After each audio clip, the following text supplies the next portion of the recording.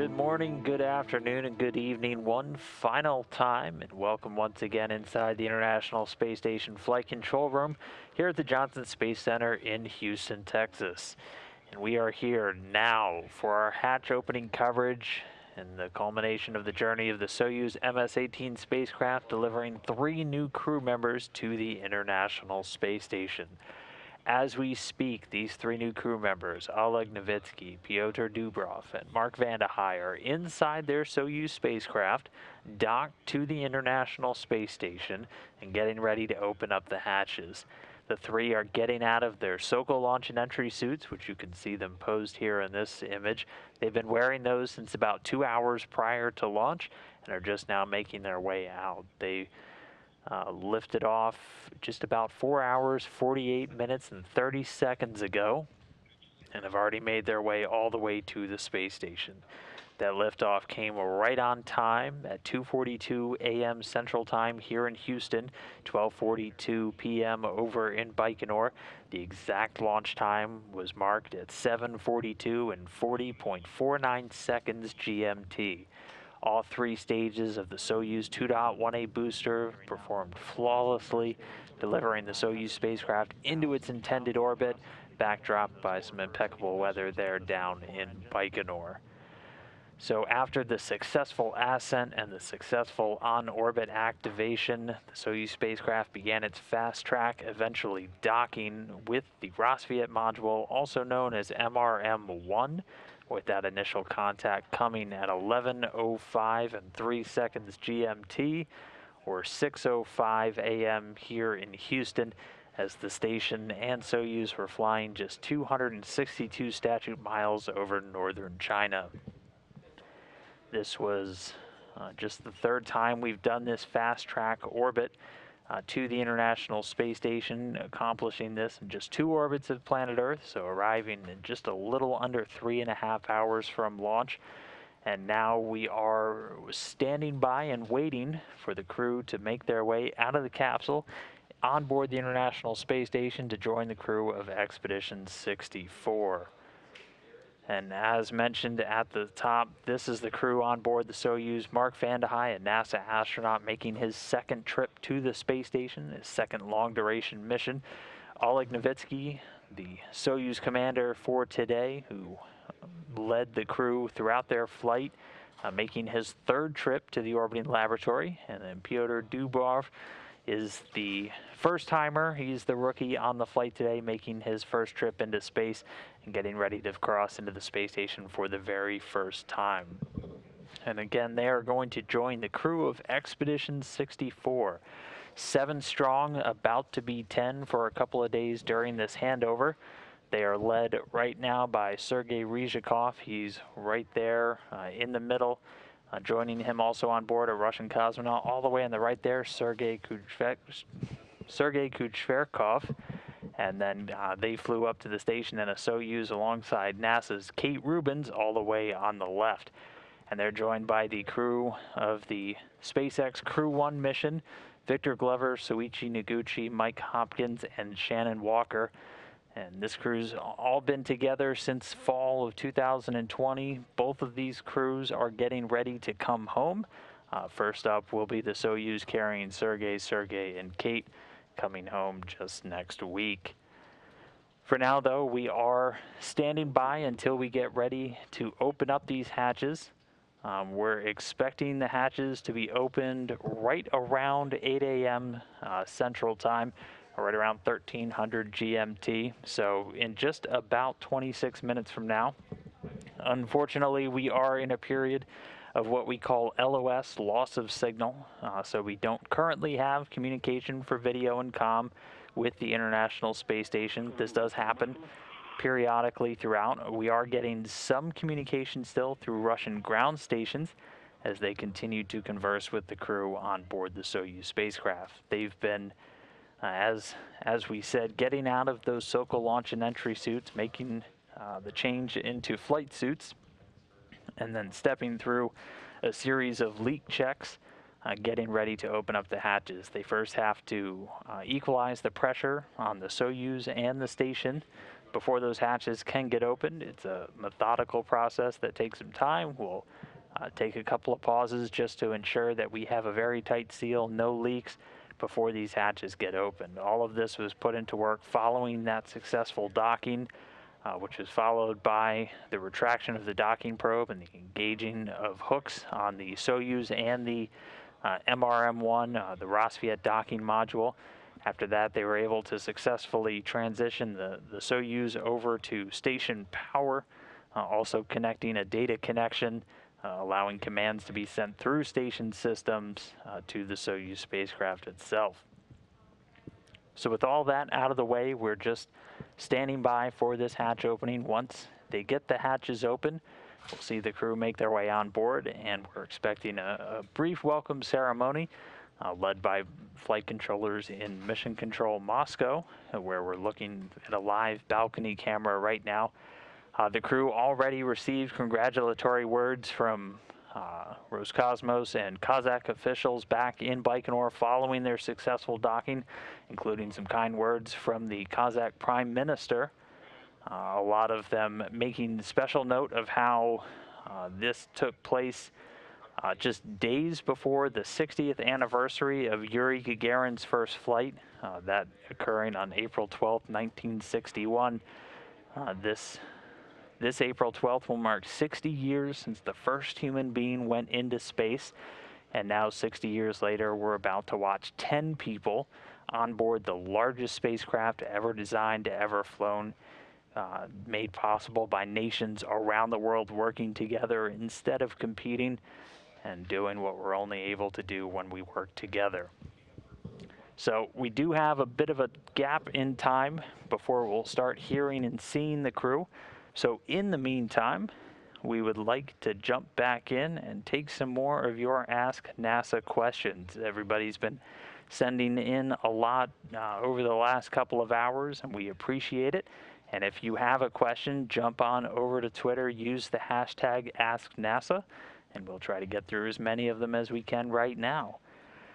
We will start off with one from Vineet, which we started answering during the launch show before we had to pause for some replays, and he asked why Russia launches rockets from Kazakhstan. It's a great question, and it all goes back to the early days of the space race. When Russia was still the Soviet Union, they identified a spot for rocket launches, for rocket testing, initially for ICBMs, but eventually for crewed spaceflight as well. And the current location of the Baikonur Cosmodrome was chosen. It required some pretty extensive infrastructure just to get out there, but it met a lot of the qualifications that you typically look for when you're designing a spaceport. You want it to be in a place where the rocket's trajectory is not going to go over populated areas, and so the vast unpopulated portions of Kazakhstan were perfect. And then you also typically want to get as close to the equator as you can, as the Earth's rotational speed at the equator is a little bit higher, so you can actually save on the amount of energy you need to put into your rocket to hurl yourself into orbit. And so that's how the Baikonur Cosmodrome was selected.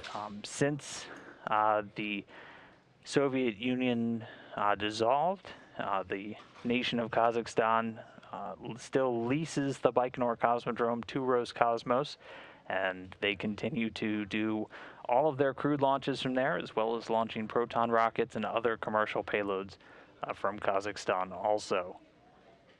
Our next question comes from David, who wanted to know what's the time plan for hatch open, and great question, very timely. It's planned to take place around 8 a.m. Central, so 1300 GMT. So in about 21 minutes from now.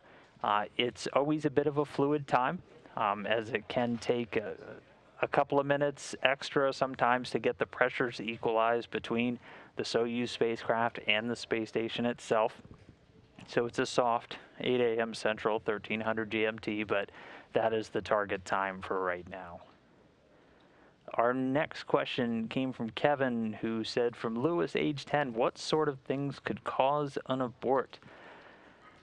That's a great question. I think this one came in during launch. There are a number of reasons why an abort could be triggered. They could be triggered either while still on the pad or during what we call powered flight. So while the first, the second stage, the big rocket engines are still firing, any number of things could happen to impact the rocket. Obviously, all of these things are checked out and checked twice and checked 3 times before we get there. But in the event that the worst should happen, you have that abort system as your safety net. It was put in use just a couple of years back when NASA astronaut Nick Hague and Russian cosmonaut were on their way up to the International Space Station, and an issue with the first stage separation caused their abort to fire, and it worked exactly as it was supposed to and delivered them safely down to the steppe of Kazakhstan, and they were able to get on board another Soyuz just the next year and make their way to the International Space Station.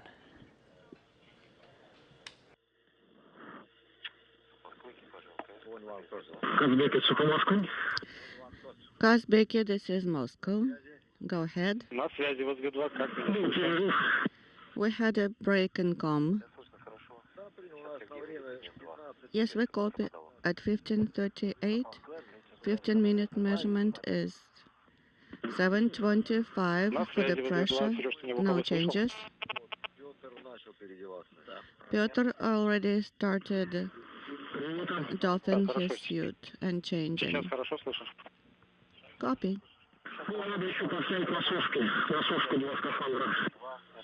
And also remember to put the suits to dry, both suits. Well, we will do as much as we can, as quickly as we can.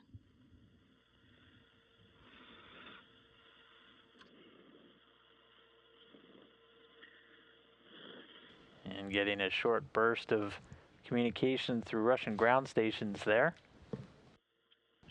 We are expecting to get solid communication back with the station.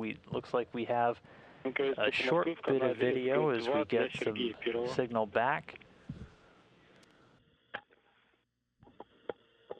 Here's a look inside of the Russian service module. This is where the crews will gather once they're able to get the hatches open. Framed here is Russian cosmonaut and the current commander, Sergey Ryzhikov. I'm doffing the suit and also starting the drying of the seat liners.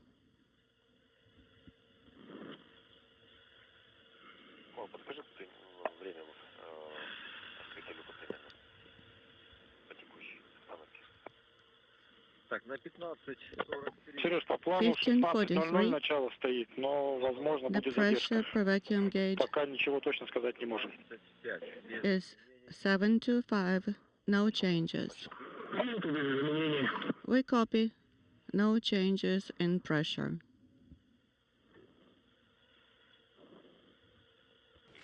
And we're going to continue to hear these pressure calls down to the ground. The crew keeping a close eye. Again, they're trying to equalize the pressure between the station side and the Soyuz spacecraft itself. You have 2 hatches that are going to be open, one on the station and one on the Soyuz. There's a small area in between, typically called the vestibule. It's an area that's normally exposed to the vacuum of space before those 2 vehicles come together to form a hard mate or a very close connection.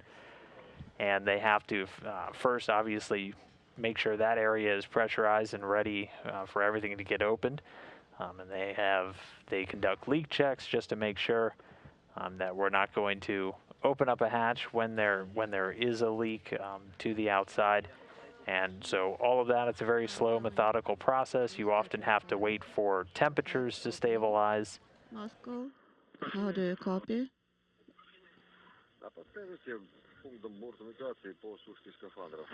Yes, we copy. Could you please tell us the steps in ODF for suit drying? Stand by, please. Thank you.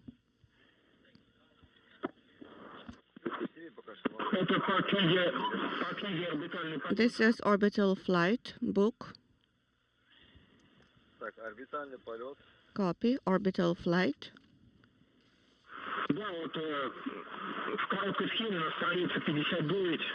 Page 59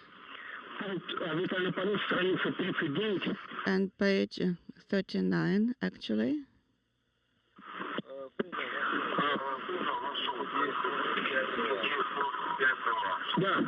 This is for the short rendezvous. And the gloves will be put for drying later. For now, only the suits. We copy. Pyotr, did you copy? The gloves to be dried later. Now the suits. Okay, so page 39 and step 5.2. I copy.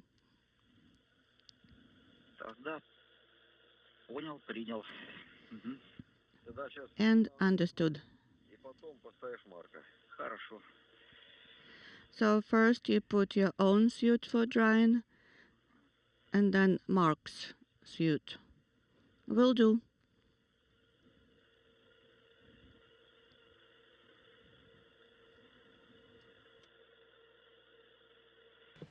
And so some of the communication you're hearing right now, the crew was able to doff or get out of those Sokol launch and entry suits. They've been wearing those since about 2 hours before launch. You'll hear them talk about drying them. Essentially, they are hanging them out to dry. They set the suits up so they can just air dry. When you're in the suit, you're completely sealed in. So it's a good idea to let it air out and dry following you wearing it for several hours. In the meantime, the crew getting into flight suits for the hatch opening and for their first float through that hatch onto the station.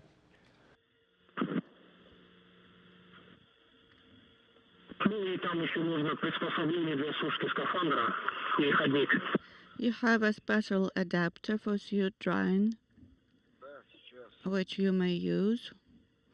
Yes, just a moment.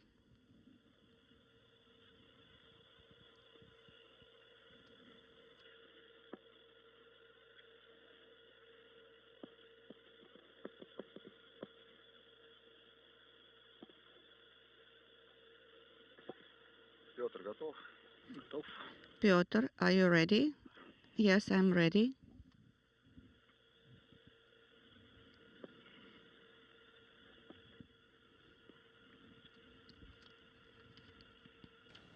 And we'll look to get that video back inside the Russian segment in just a little while. Again, we're tracking to a hatch opening around 8 a.m. Central Time or 1300 GMT. 48. The pressure per vacuum gauge is 7 to 4.5. Let's make it 7 to 4. Copy.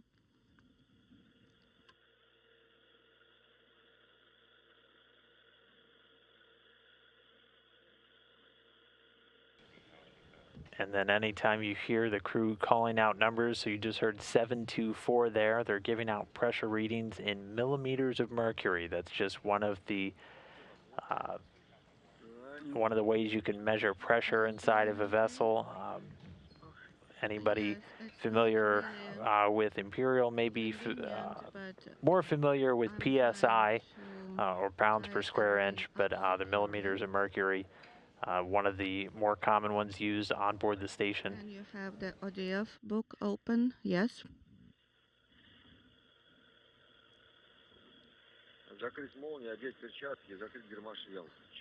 Close the zipper and also take your gloves and helmet and activate the fan. Yes.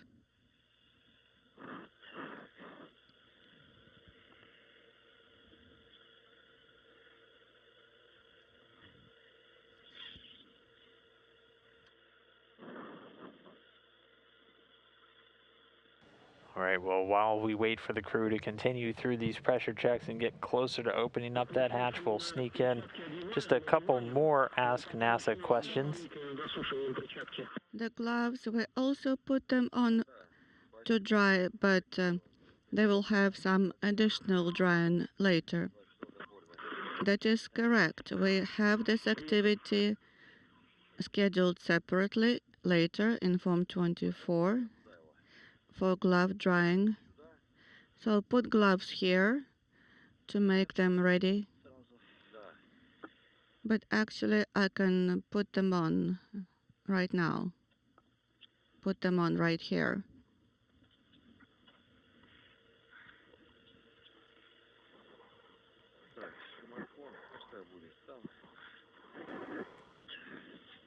And we put the book here.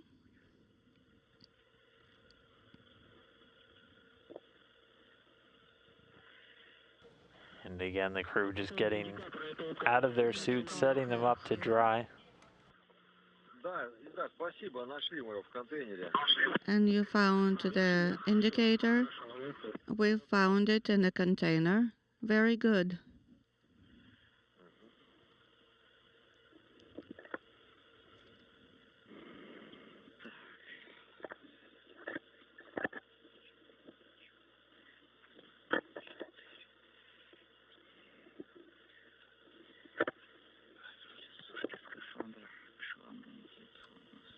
Suit drying.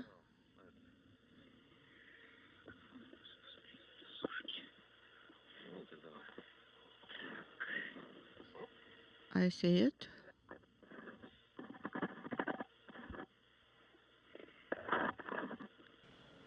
All right, so the crew continuing through those drying of their suit steps. You heard them reference Form 24. That's essentially the daily call sheet or the schedule for the day for the cosmonauts on board the station, just giving them a rundown of all the scheduled tasks. You have a position called Ops Plan here in Houston, but essentially people dedicated to scheduling just about every single minute of time for the astronauts while they're on board. Everything pretty regimented to make sure we get the maximum time. So our next Ask NASA question, why did they have to reposition space vehicles? Why not just let the new arrivals park there? Thank you. Great question, Michael, because we just did a relocation this week and just did another one the previous week. And they occurred for different reasons. In the case of the relocation of the Soyuz spacecraft, with Sergey, and Kate, they relocated their Soyuz MS-17 spacecraft from the Rassvet port, where the MS-18 just docked, up to the zenith side of the International Space Station. That was done manually, so it was a manual piloting done by Sergey Ryzhikov, and it was primarily done as it does make the automated rendezvous of the new spacecraft a little bit easier. They do see increased performance on that Core's automated rendezvous system when going to the Rassvet port, and so the decision was made to make that manual relocation. In the case of the Crew 1 Dragon, we relocated it from the very forward port of the Harmony module up to the zenith, and that was to get ready for some upcoming traffic. We have the Crew 2 launch set to take off on April 22nd. It will then go to that forward port, and then when Crew 1 comes home, that zenith port will be left open, that space-facing port.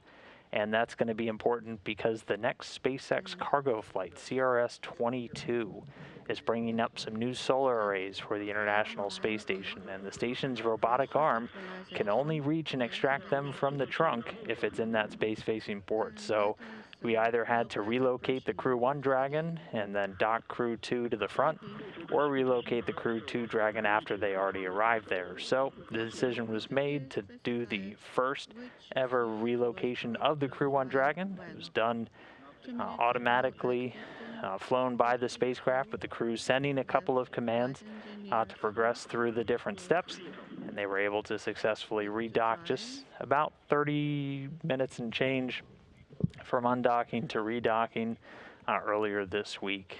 Great question.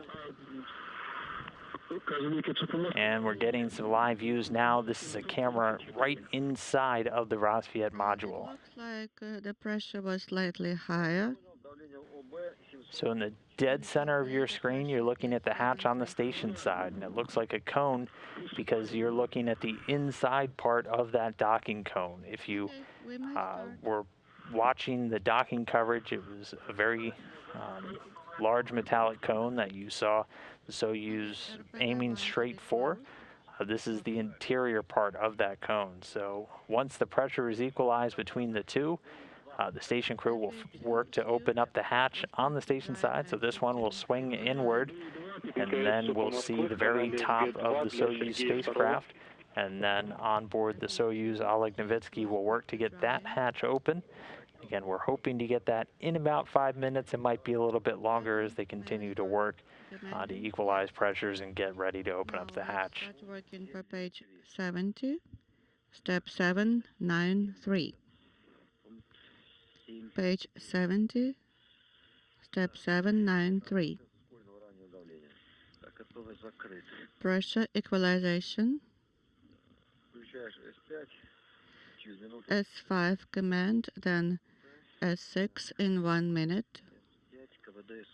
S5 КВД СУ ОБ. And we have indicator illuminated.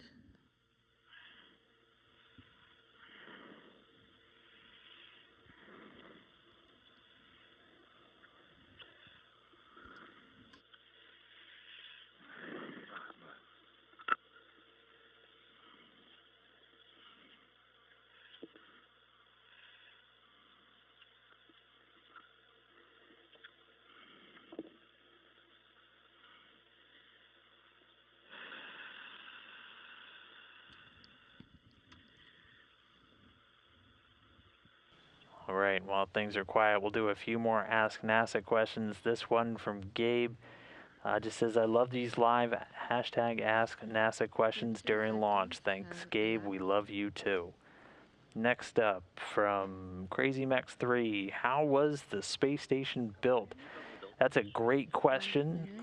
It was built over what we consider the assembly phase of the space station program, which ran from about 1998, when the very first element was launched, all the way up until about 2011. Over that time, there were 41 assembly flights. So there were 37 flights of the U.S. Space Shuttle and 4 flights on Russian rockets, 2 Proton and 2 Soyuz, to deliver all of the main elements of the International Space Station. So it was built piece by piece and then constructed on orbit, usually using the space station's Canadarm2 robotic arm.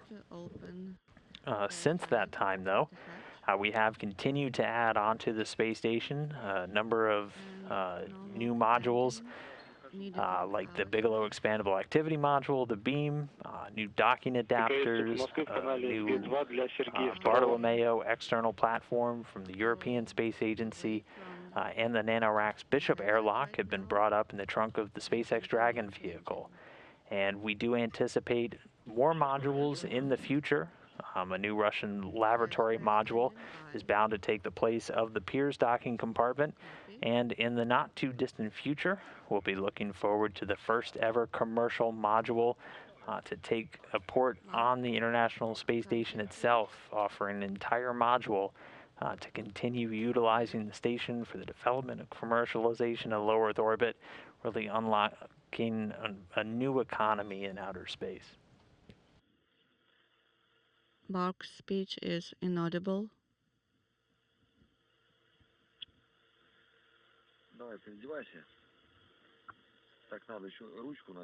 Okay, you can take this off now, and we will have to find the hatch handle.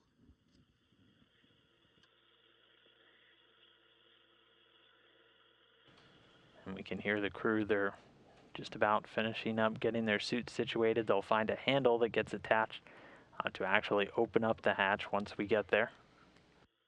Again, we'll first see some activity on this side. We're looking inside of MRM-2, the Rassvet module, at a hatch inside the International Space Station. We'll see some activity to get that opened, and then we'll be able to see the Soyuz hatch, and then Oleg Novitskiy will work to get that open, at which time he and Pyotr Dubrov and Mark Vande Hei will make their way into the International Space Station and join the crew of Expedition 64. The question is inaudible. The answer is yes.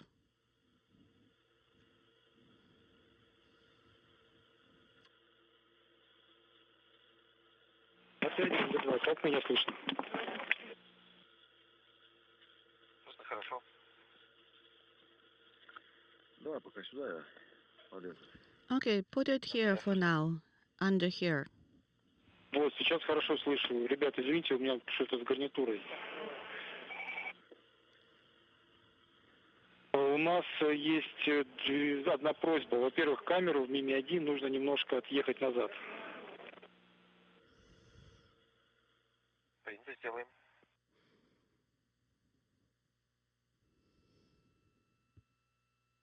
И, Сереж, после этого сразу можно открывать люк МИМ-1. Right after that, you are go to open MRM1 S2 docking port interface. What did you say? Hatch cover on the station side. Copy. All over it. Well, just make it work.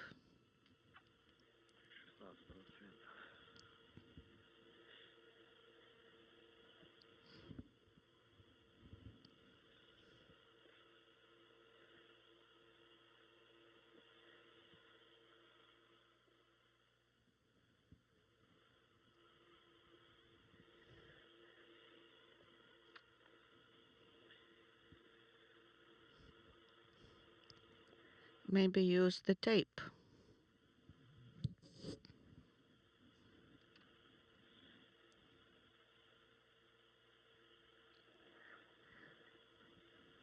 Ты не суетись, а то сейчас Москвой нагрузишься. Я понял, что это броня. Don't be in a hurry. Смотри ключ для открытия люка. And please look for the hatch handle.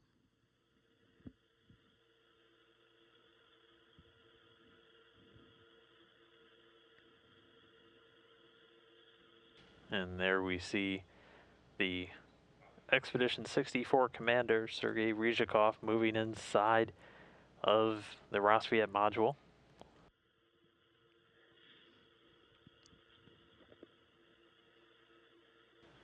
Getting the hatch handle out and ready to start working on the interior hatch inside the station. Again, we're going to see two hatches open. First is one inside the station, and then one at the very top of the Soyuz, where the MS-18 crew is still inside. They're out of their suits, and they're just about done doing all of the pressure equalization checks. Pretty soon, we should get these hatches open.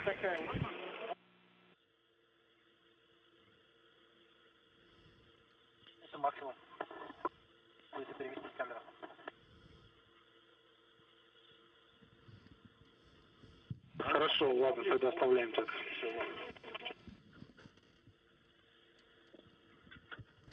And one hatch down, one more to go.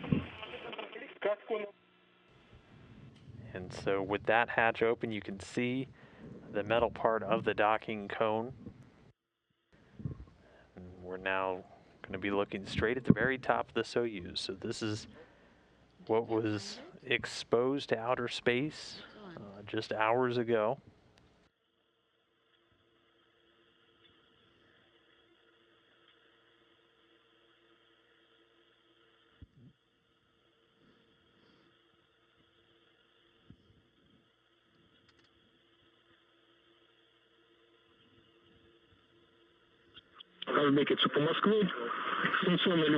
Kazbeki, this is Moscow. The station hatch is open. Now you may proceed. We copy. Opening the KKT valve. It is open. Copy. Now opening the cover D, the pressure equalization valve. Cover D valve is open. Copy. Let's continue. We can see the pressure drop slightly per vacuum gauge.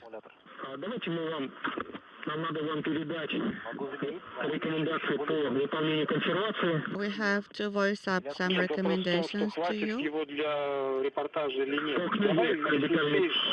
And this is Orbital Flight book.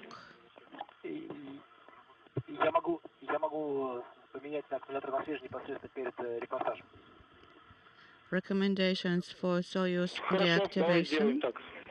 Yes, we are ready. Soyuz deactivation per pages 25 to 38.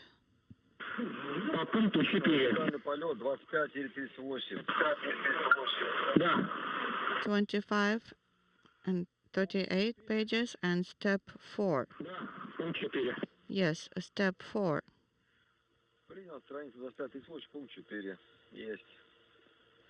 Copy page 25, step 4. Gas analyzer, do not activate it. And per page 36 of Orbital Flight book. Stand by, please. Copy. Page 36, step 4.5. Do not perform.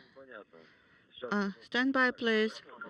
We had some audible signal, so we did not copy anything. Step 4.5 on page 36. On page 36. Do not perform it. Do not perform this step. I copy. Yes, we skip this step. You have to change the cartridge in SA. Replace T1 with T3, and this is page 35. Step 4.3.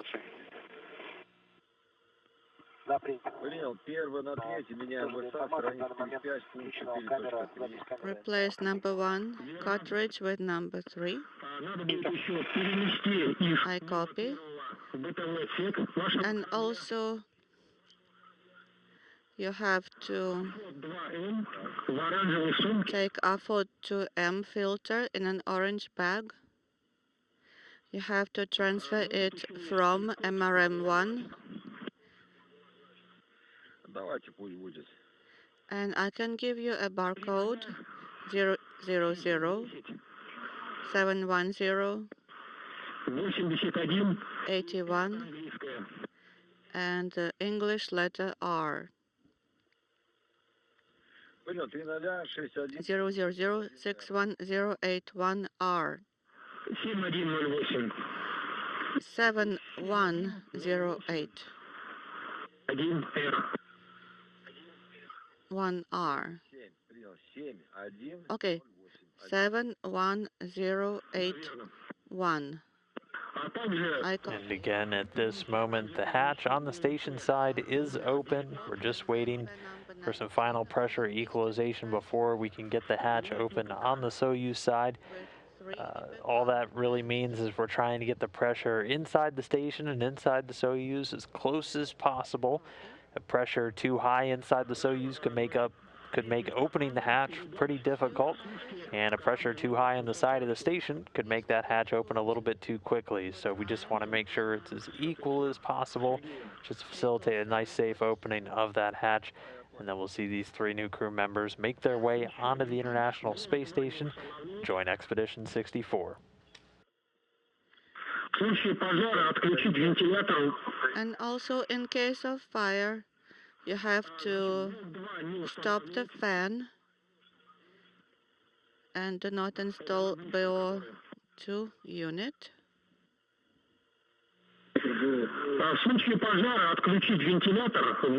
So again, in case of fire in BO, do not activate the fan. Repeating, I copy. And the crew just reciting a couple of emergency procedures should they be required.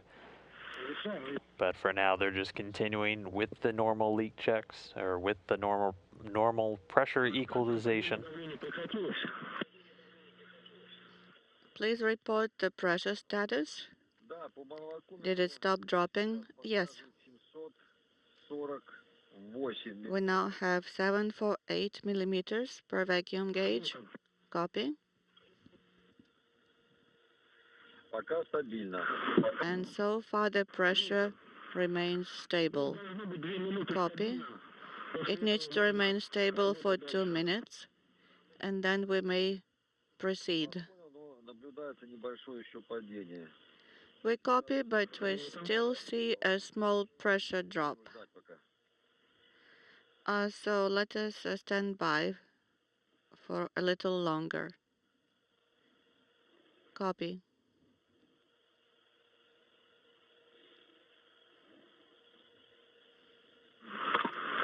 Так, ну, соответственно, открытие ОПЛ будем выполнять по странице 7. Hatch opening is per page 71. And so the crew inside the Soyuz continuing to radio down pressure readings. They're waiting for the pressure to stop dropping, and then at that point, they'll go into about a 2-minute wait just to make sure that the pressure has indeed stopped changing. Oftentimes with things like this, you have to wait for things to stabilize, ensure that something like temperature changes aren't playing a role in the changing pressure. So just letting things kind of sit for a few minutes, let you confirm everything, and then once everything's determined to be in a good spot, we'll be able to proceed with the hatch open.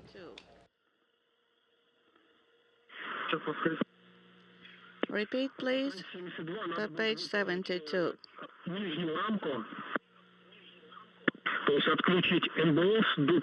You have to deactivate MBS.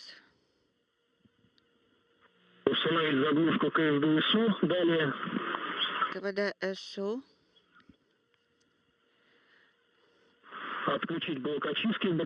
Plug installed and purification unit deactivate. But that's already after we have the greeting.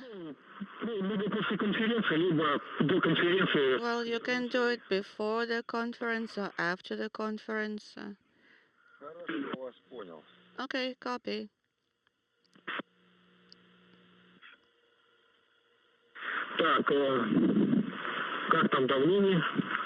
Report the pressure status, please. The pressure is 738.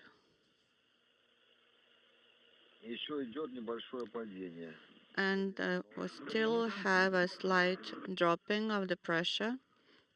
It is slower, but it's still continuing. We copy.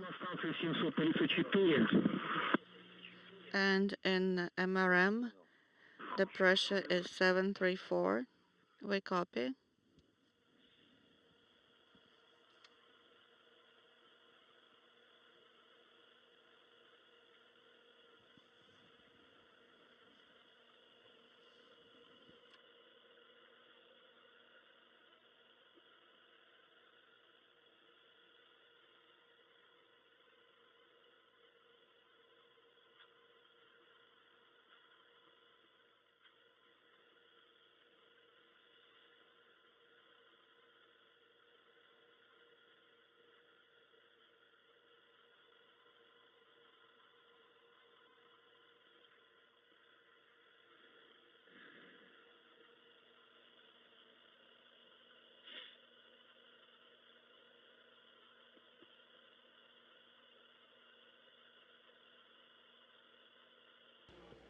And continuing to stand by while pressures equalize. We just heard a report still about a 4 millimeter of mercury difference between pressures inside of the Rassvet module and the Soyuz. They'll just wait until those get as close as possible until we open up the hatch. And then once we stop seeing pressure changes inside the Soyuz, they'll pause for a couple of minutes just to make sure things have settled out. Then once we get to that point, they'll be able to proceed with the hatch opening.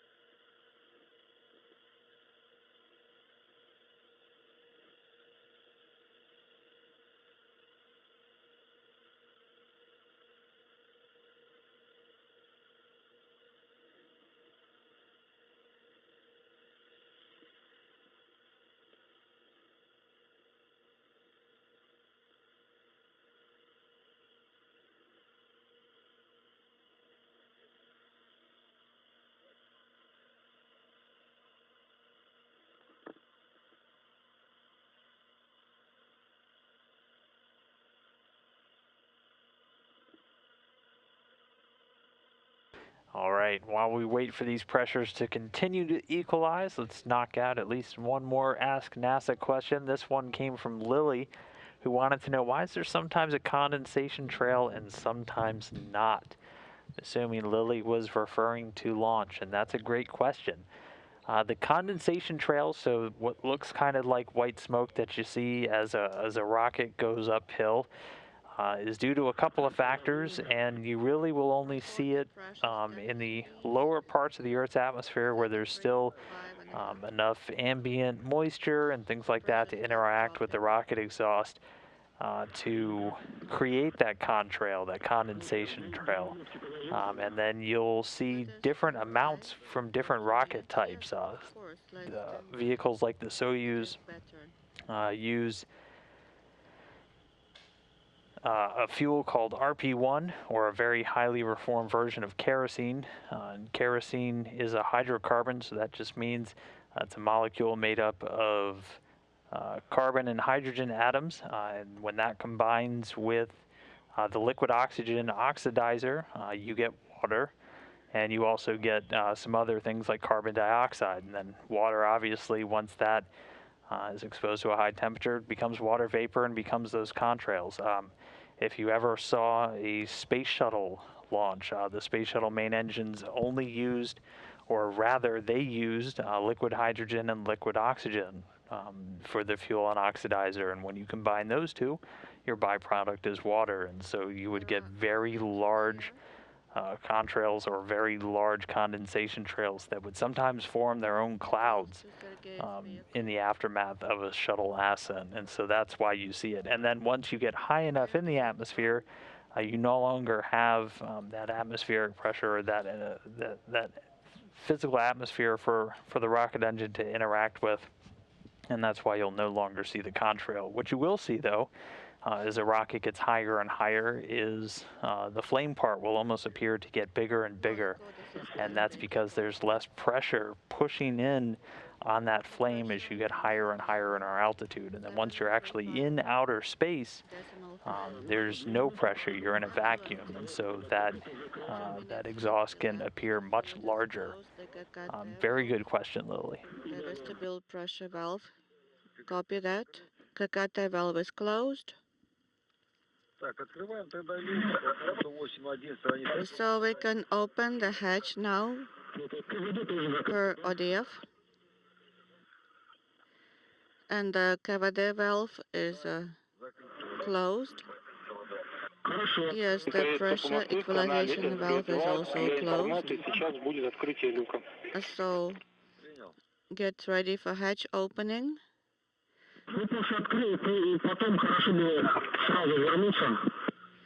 So let's open the hatch, and then you get back there really quickly and deactivate the comm. Yes, will do.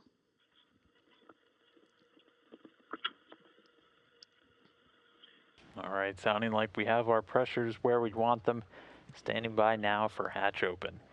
Remember to release the button, the handle. Release it, stow it.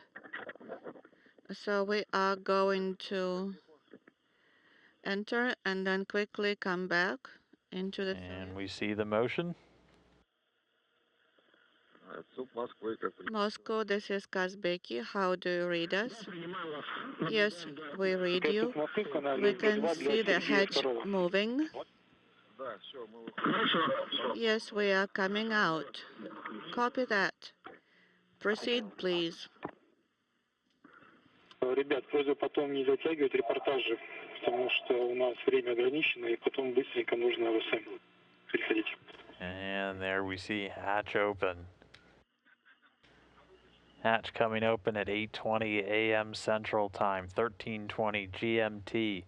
The station flying 270 statute miles over the South Pacific. Oleg Novitskiy first through the door, the Soyuz commander, making his third trip to the International Space Station. Just behind him, the newcomer, the rookie amongst them, Pyotr Dubrov, making his first flight into space.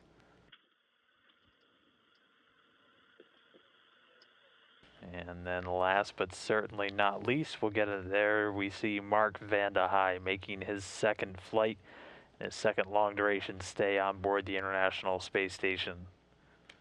And with that, all three crew members through the hatch, all three crew members now on board the station. Expedition 64 at 10 people strong.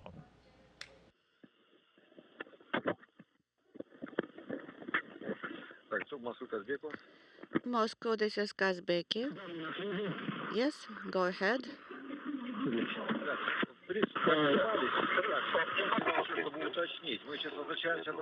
Just to be clear, we need to return to the Soyuz now for a little while, or go to the service module. Well, please get back to the Soyuz and then make an entrance for show. Ну все, мы сейчас отключаем МДФ и переходим на станцию. То есть повтор ничего не делаем. Just deactivate the COM, MBS COM, and then get back into the station. And that's all we have to do. And then, of course, you have to deactivate the purification unit and so on. So right now we deactivate the COM and proceed to the service module. Is it correct? Yes, this is correct. Okay, now we copy. And we'll do. And also the cartridge, regeneration cartridge. And then we will take our leave of you, Kazbeki. Yes, Moscow. Thank you for your support during our flight. Yes, and we wish you all the best, Kazbeki. This is it. Okay, Pyotr, I will be right there. You go ahead. A big smile from Pyotr as he makes his way, getting his taste of microgravity for the very first time. Just behind him, Mark Vande Hei making his way out of the Rassvet module. Back inside the Soyuz commander Oleg Novitskiy doing some final configuration, shutting down the communication in the Soyuz spacecraft, as they'll now be using station assets to converse with the ground. And shortly he'll make his way out, and we'll see the crew gather in the Russian service module for a quick hello with the ground.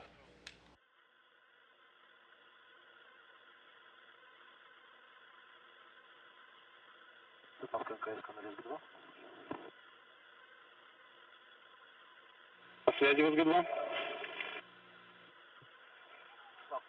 Готов по указанию отключить камеру смена первого.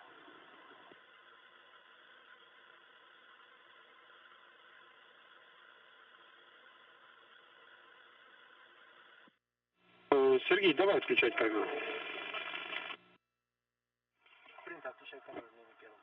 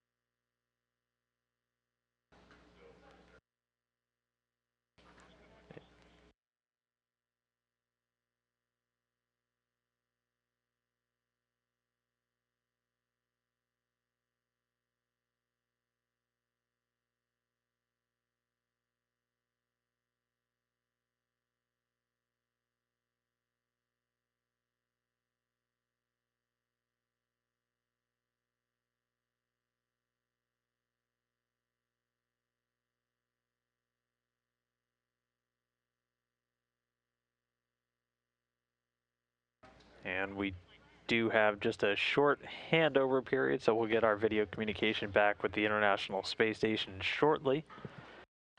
And then once we get back on, we will jump right into this welcome ceremony. You can see in one of the top screens in Mission Control Moscow, a couple of folks gathering to say hello to the newly arrived Expedition 64 crew members.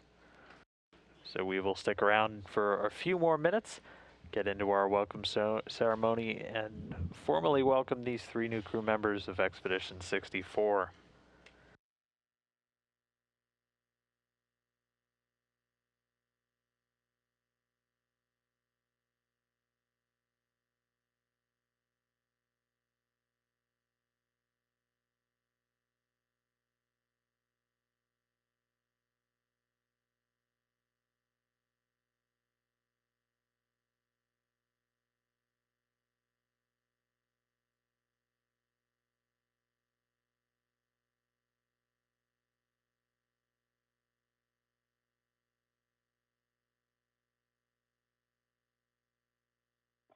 Москва МКС, канал СГ-2. На связи СГ-2. Поменял батарейку в видеокамере, все хорошо. Картинку принимаете? Сереж, мы картинку пока не принимаем, мы команду будем выдавать где-то минуты через 2 ориентировочно на включение камеры. Принято в СМ на ВКУ есть изображение. Copy, and I have the image in the SM. It's on there. Хорошо, как изображение появится, я выйду на тебя и скажу. Copy, I'll let you know once we'll be getting the image. Принято. Хотел напомнить, что МК-визор у нас не работает, записи не будет. Sounds good, and then we won't have any recording. Just И, reminder. Сереж, репортаж из СМ будем вести в СГ-1. Okay, and from the SM, we are going to talk on Принято, все Space Ground 1. Copy, everything has been prepared. Thank you. Отлично. Good.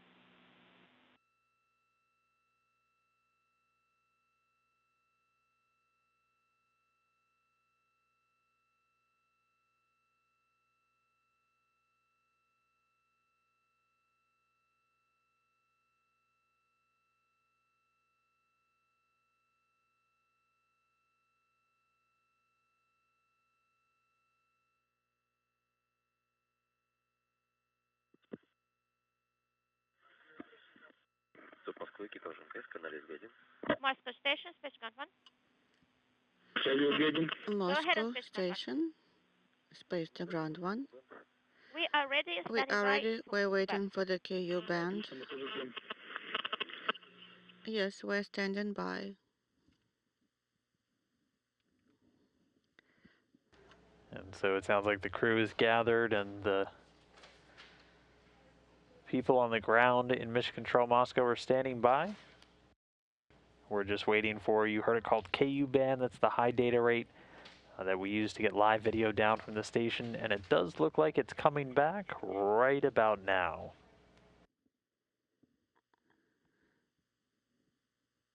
And as you can see, it's a packed house, 10 people on board the station. Receiving the video. How do you read us? We read you loud and clear.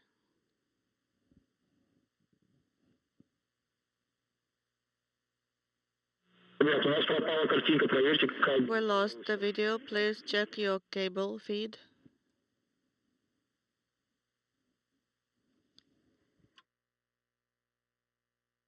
Вот, появилась картинка, видим вас. We have your video back.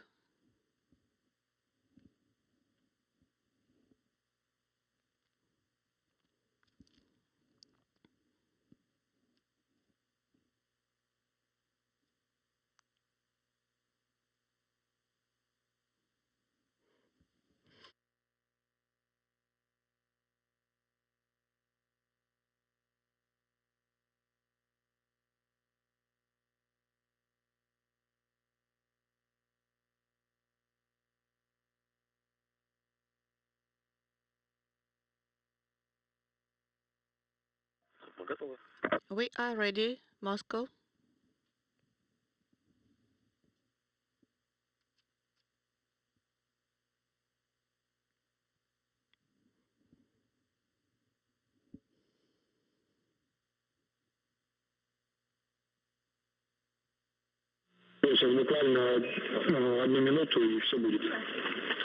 Just stand by for a minute, and we'll be ready. Yes, we're standing by.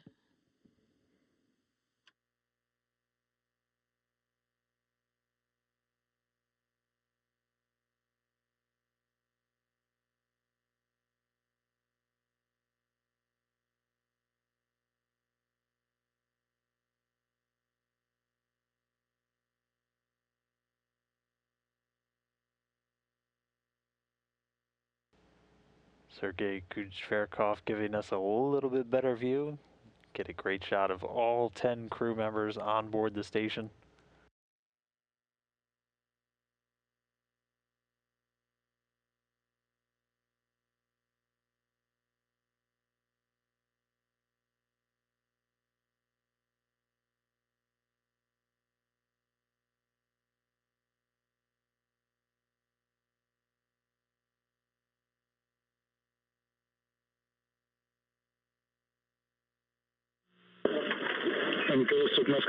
Station Moscow, space to ground 1.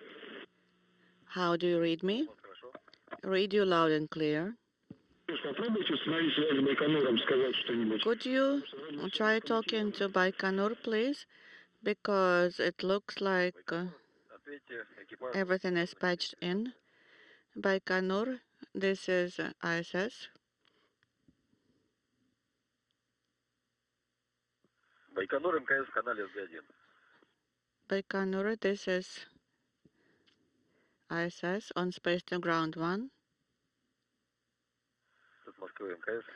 A Moscow station. We did not receive a reply from Baikonur. We copy.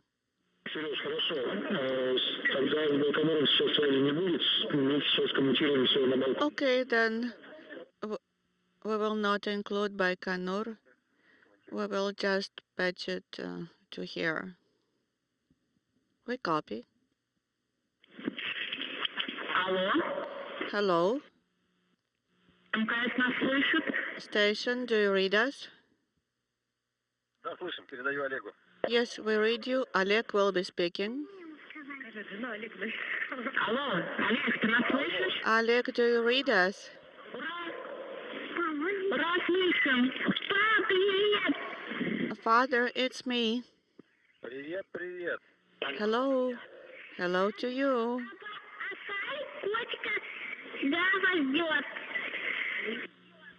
We're waiting for you to return home, and please show me the cat. Here you are.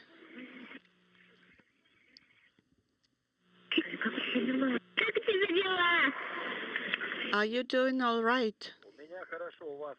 I'm fine. How about yourselves? We are good. We arrived at the station so quickly. Yes, we saw it. You saw it. That's good.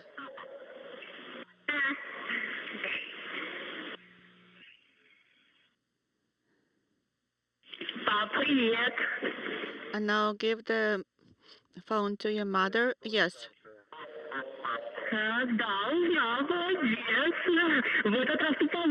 Or first, maybe to the elder daughter.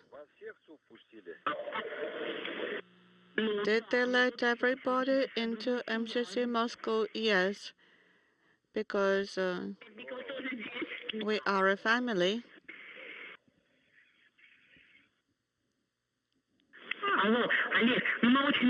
Oleg, hello. We're so glad that you had a nominal flight, and we wish you to have a safe flight on the station. We wish you all the best. So I will pass on the phone to the next person, and then you will give it your microphone to Pyotr. Hello, hello. We're here. Are you feeling good? Are you in a good mood? Yes, indeed. Everything is going well here. It was so good to see you smiling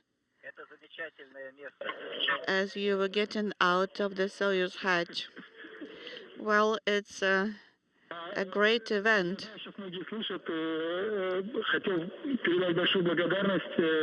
I wanted to say that I'm very grateful to all the Roscosmos personnel who did such a great job supporting you. Yes, indeed. And we will convey that to them.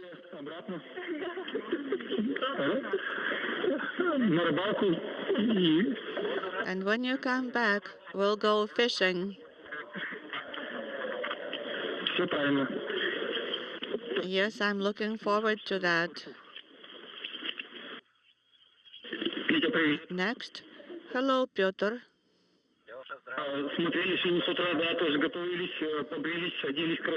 We've been getting ready for this event for a long time. We got dressed very smartly and got shaved.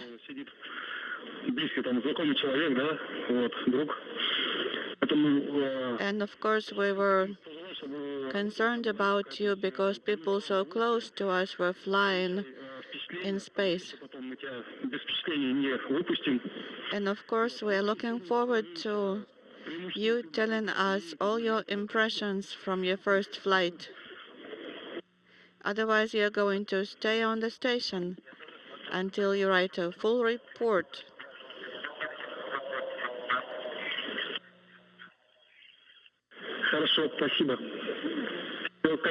The reply was inaudible. Okay, thank you, and that's it.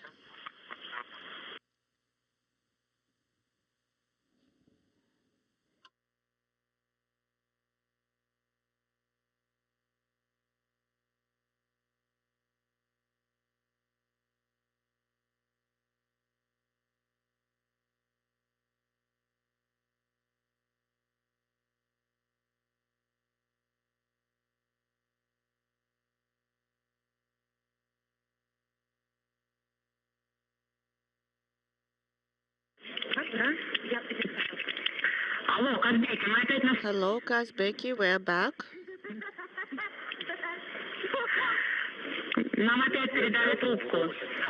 They gave us the phone again.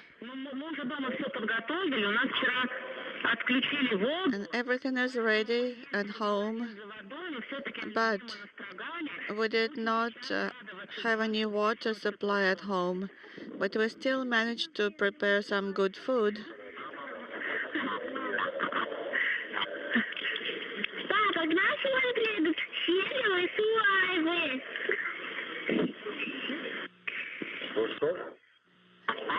Father, when are you coming back?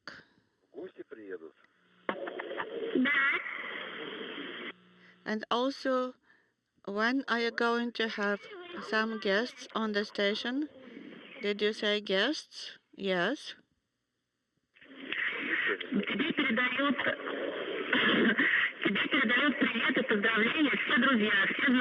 All your friends and acquaintances are giving the warm regards to you. The phone is ringing off the hook. Everybody was watching your flight. And thank you for the video greetings that you sent. I will tell you thanks to them. We tried. We made a big effort to make it a good greeting. It was very creative. It was done by students of Theater Academy. How is it on the space station? It's perfect. We're looking forward to starting the work. All right, you work, and we'll take it easy for you. Okay, and then we'll swap. We wish you all the best.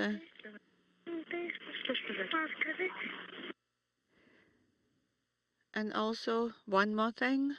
Рита просит еще раз показать котика Гала. Please show the wolf kitten again.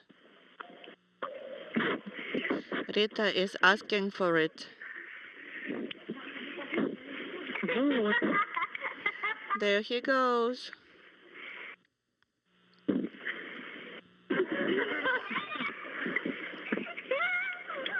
Увидела? Did you see it? Рита и щенок очень радуются. Спасибо. Yes, Rita is very happy.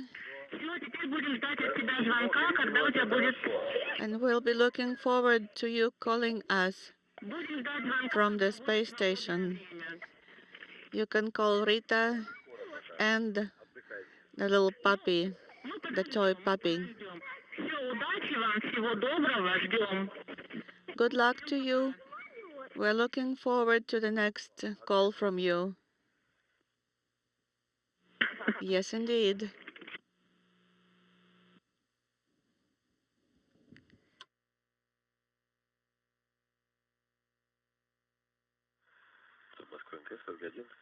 Moscow Station, Space to Ground 1.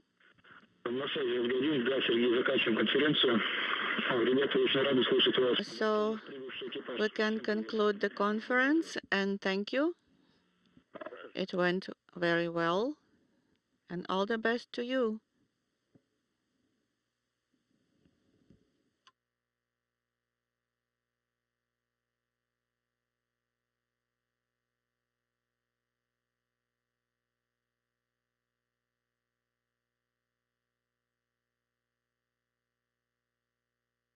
All right, and with that, the welcome ceremony has concluded. We are officially at 10 people on board the International Space Station. The crew of Expedition 64 are going to stick like this until 3 crew members get ready to depart next week. But for the next 10 days, it'll be a lot of work ahead, getting 3 new crew members situated, getting 3 ready to come home. A lot of people ask us, where's everybody going to sleep? We have 7 permanent crew quarters now on board the space station. The remaining 3 will find temporary camp-out spots, as we call them, areas inside the modules where they can set up sleeping bags and have a temporary location, and they'll work with ground controllers to figure all that out. But a very successful day today. Just to recap, we had an on-time launch at 2:42 a.m. Central Time, 7:42 GMT. An on-time early docking, actually, at 6:05 a.m. Central, 11:05 GMT, 2 minutes early. And we're able to get the hatches open at 8:20 a.m., 13:20 GMT, 10 crew members on board for Expedition 64. That is going to do it for our live coverage. Coming up a little bit later this morning at 11 a.m. Central, we'll have another video file replaying all of the events from docking and hatch opening. If you missed anything, tune in then, and be sure to check us out online at nasa.gov and across all of our various social media where we've been sharing every single moment of the journey so far today. Well, with that, we will sign off one final time with one final look at the crew of Expedition 64. Thanks to everybody who stuck with us for launch, docking, and hatch opening as we welcome 3 new crew members to our home in space. With that, we will go ahead and sign off. This is Mission Control Houston. Space to Ground 1 for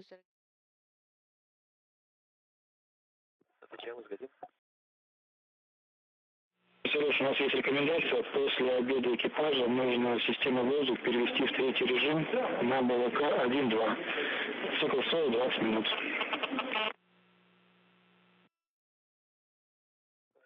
Воздух, 3-й режим, БВК 1-2, цикл СОИ 20 минут. Рабочий. Подтверждаем.